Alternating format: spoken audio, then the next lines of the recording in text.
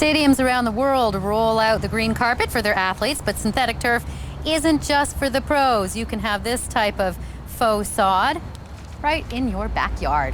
Is it any good? Our consumer reporter Pat Foran is here, and he's brought some fake sod to talk about. On the surface, it sounds good. It sounds good. So to speak. Well, you know, if your neighbor puts in some fake grass, the grass will always be greener on the other side of the fence, Bev. Because if you look at this stuff, I mean, you roll it out, they staple it down, and you never have to cut it. You never need pesticides. You never have to fertilize it. And it's always green. It always looks like it's just been cut. And while many people, Bev, say, oh, I would never have fake grass, the people that like it seem to like it a lot. Take a look. Check out this backyard. The grass looks perfect, almost too perfect. Why? Because it's synthetic landscape turf, fake grass. Mary Kopman says she grew tired of raccoons digging up her real lawn, so she had synthetic grass installed, first in her backyard, then in her front. Here is the neighbor's real grass. Here is her fake grass. It does look neat and tidy. It's always cut. It's always green. It's always fresh. So it's great. It's so soft. Yeah, no, I have a 2-year-old and he can run around on his bare feet and I can lay my baby down on it. It's really, really soft. I got rid of my lawnmower. I gave it away. Dorothy Mellon wants to remain in her home but found cutting the grass a real chore. She had synthetic grass installed 3 years ago and has no regrets. How do you feel about it being fake?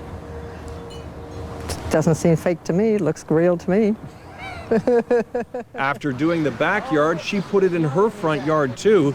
She says people are always stopping by to check it out.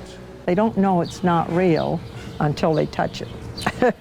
The synthetic grass is from Turf Design. It's more expensive than regular sod, about $9 a square foot. Doing an entire lawn can cost thousands of dollars. But Jerome Keys says since it will last up to 25 years, eventually you'll save money. Over the life of 4 or 5 years, the savings in grass cutting, the gas and the fertilizers and the weed control, the grass will pay for itself. Water runs through it, there's no mud to track in, and the only maintenance is raking or sweeping off leaves and debris. Mary doesn't miss cutting the grass, neither does Dorothy. Now her only outdoor chore is watering the flowers, something she enjoys. Okay, so that all sounds good, but I mean, if you're gonna pay for it and make the investment, and he was saying it'll pay for itself over a certain amount of years, but how long will it last?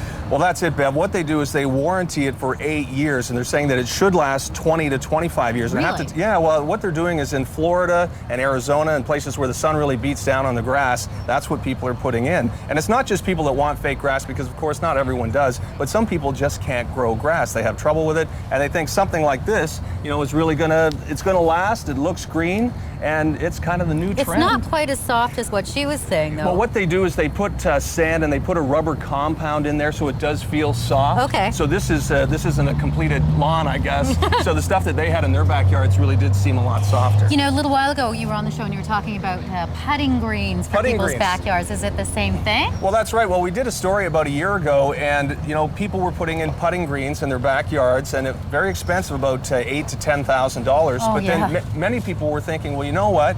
I'd like to have a lawn that I don't have to do all this work with, but I don't golf and I don't putt. And so what they've done is they've kind of switched their business, and they found out that more people want it to have fake grass than they do to putt on it. So they've taken their business in another direction. So what do you do in the wintertime? Like, I mean, you know, we've got ice and snow, and how is this going to hold up, or do you roll it up? Well, that's the funny part, Bev, is that many people think, well, what do? Do you roll it up? And you don't. You just leave it. Once it's there, it's down for, I guess, a couple decades. And people think it's funny because in the wintertime they have green grass, and I guess it kind of freaks out the neighbors when they're going by and you have a perfect, pristine lawn, you know, in the middle of winter. I was joking earlier that you should throw like a weed just so that it makes it look good. Will it stay nice and green like this? Well, they say it won't fade. It's guaranteed not to fade for 8 years. They say in time it may fade 5%, not enough for you to pull it up. Well, I was going to say, what would you think of next? But you brought what they thought of next. That's right. Well, now you can have fake grass and you can have fake mulch. This is mulch for flower beds,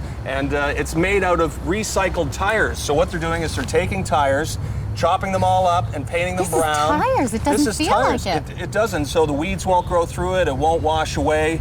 And now it won't leach into the soil. They say it's environmentally friendly.